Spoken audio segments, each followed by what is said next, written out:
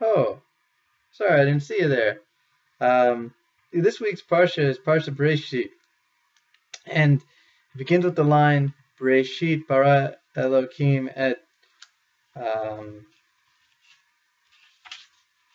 Hashemayim v'et haaretz, and that's translated as in the beginning of God creating the heavens and the earth. And it ends with this pasuk, V'Noach matza chen be'enei Hashem. And Noah found grace in the eyes of Hashem. So this parsha got me thinking about beginnings. Like, what is a beginning? And, well, on one hand, it's like what ends with something that when a certain thing has ended, there is a beginning. So it's some sort of change. A beginning is a change. And Rashi indicates that it's not the beginning of everything that the Torah is talking about, because clearly there was stuff going on before the creation of the world. Like it mentions in this parsha that there was a void and there was all these things. So God created stuff already. It's indicating, or Rashi suggests, and this is just but the beginnings of that creation of the heavens and the earth. And the fact that this parsha closes with Hashem finding grace in Noah seems to indicate to me that something about a good story, and I mean morally good, and to have a good beginning and a good ending, it has to end at least with righteousness, right? Whatever how it was in the beginning, there's a setup, there's a stage, and then a good story has righteousness happening. Because, right before that Noah line that I just mentioned, or shortly before, Hashem mentions how he's pained about, he created everything and he's pained by this. He's like, man, this isn't so great. But then he finds grace, but then Noah finds grace in Hashem's eyes. So it seems to be indicates that it was all worth it because Noah is a good enough guy. He's a good guy.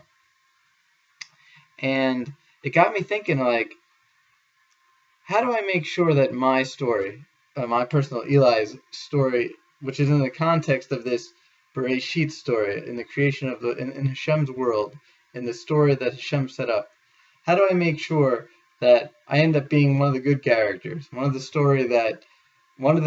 characters in which Hashem looks down and says, "Hey, yes, that's why I created the world." I think one answer is, I need to make sure I'm really valuing the right thing. I mean, really valuing it. Valuing it more than pretty much anything. Doing the right thing has to be valued so much. And I think there's a lot of challenges to that. And in addition to just, tiredness and, just the struggle for making sure it earned enough money and, that sort of thing, which is a big challenge in itself to earn a livelihood in an honorable way. Just to make sure that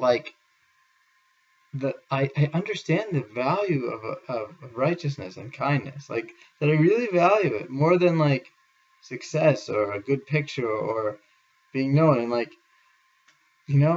so how does one develop that? How does one get that? I mean, for some that may come naturally.